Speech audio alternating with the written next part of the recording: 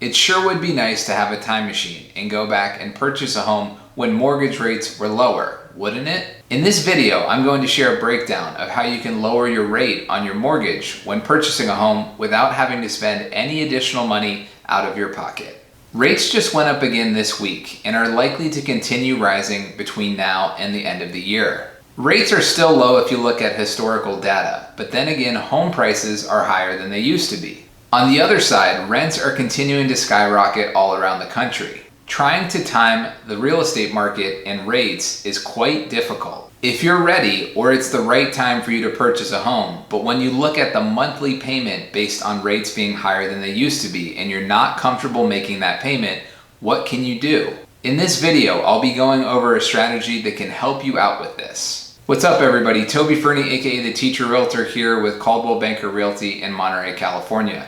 If you're new to the channel, it is all about real estate and living here in the Monterey area. Likes and subscriptions are always greatly appreciated. Rates for a 30-year conventional loan were hovering right around 3% for most of 2020, 2021, and the start of 2022. Rates are now in the mid to high fives. The difference between 3 and 5.5% for your APR, depending on your loan amount, can add hundreds to thousands of dollars in additional payment to your monthly mortgage. So you're ready to buy a home, but when you look at the monthly payment based on the prices for homes in your area, it's just not a jump and something that you're comfortable with making right now.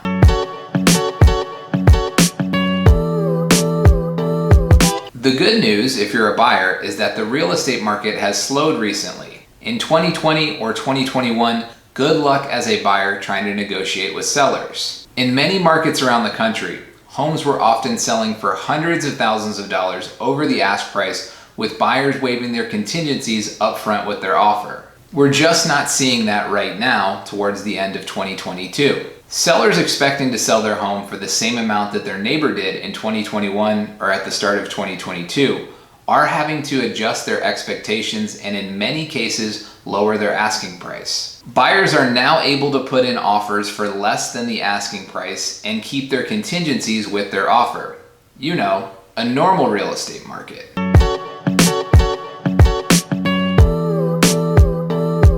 So how do you reduce your APR to lower your percentage on your mortgage? I'm not a lender and don't even pretend to be one on YouTube. This is information that I got from my preferred local lender here in Monterey County, Jeff McMullen at Cross Country Mortgage. It's my guy right there. Information like this is why it is critical that you get connected with a local lending and real estate expert who can help provide advice for you as you're getting ready to purchase a home. If the home has been sitting on the market for a bit, or you think that the sellers are willing to negotiate off of their asking price, here is a strategy that is fantastic and will save you a significant amount of money in the long run. I'm going to use the example of purchasing a home for $1 million.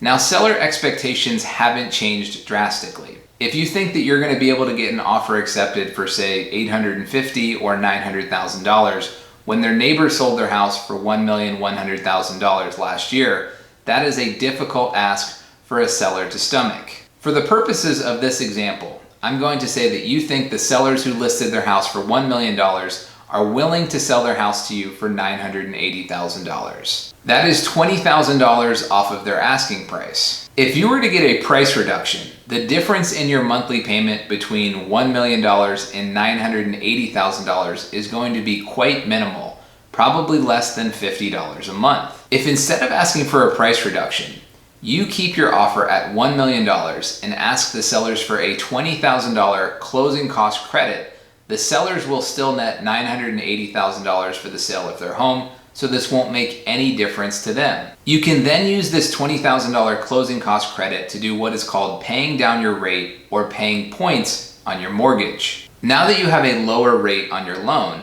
over the lifetime of your 30-year loan, you are going to save yourself a significant amount of money, far more than if you had just done a $20,000 price reduction. Now, this money to pay down your rate doesn't necessarily have to be from the sellers. You can use your own money or gift from family at the closing table in order to pay down your rate, but who has an additional $20,000 or $50,000 laying around when they're getting ready to purchase a home? But back to the example, if I had the choices of getting a price reduction or to get a closing cost credit from the sellers to pay down my rate or pay for some of those closing costs, I would take a closing cost credit all day. You will want to make sure that you check with a qualified local lender to see if there are any closing cost credit limits or how this will improve your APR depending on the county that you live in. If you have any questions, are a seller wondering the value of your home in today's market, or if you're a buyer looking for your dream home in the area, be sure to give me a call, send me a text, or an email at toby.fernie@gmail.com. Like and subscribe.